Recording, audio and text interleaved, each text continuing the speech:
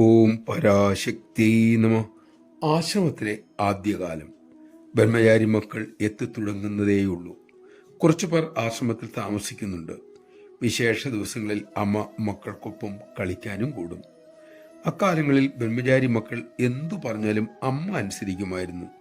അതുപോലെയൊക്കെ പ്രവർത്തിക്കുകയും ചെയ്യും. ഇത് കണ്ട് കുറെ ആയപ്പോൾ ഗൃഹസ്ഥ മക്കൾ ചോദിച്ചു, അമ്മ എന്തിനാ ഈ കോളേജ് പിള്ളേര് പറഞ്ഞതിനൊപ്പം നിൽക്കുന്നത്? അമ്മ പുഞ്ചിരിയോടെ പറഞ്ഞു, എനിക്കവർ കൊച്ചു കുഞ്ഞുങ്ങളാണ്. ഇന്ന് അവർ പറയുന്നതൊക്കെ കേട്ടു നിന്നാൽ നാളെ ഞാൻ പറയുന്നതൊക്കെ അവർ അനുസരിക്കും. നമഃ ശിവായ.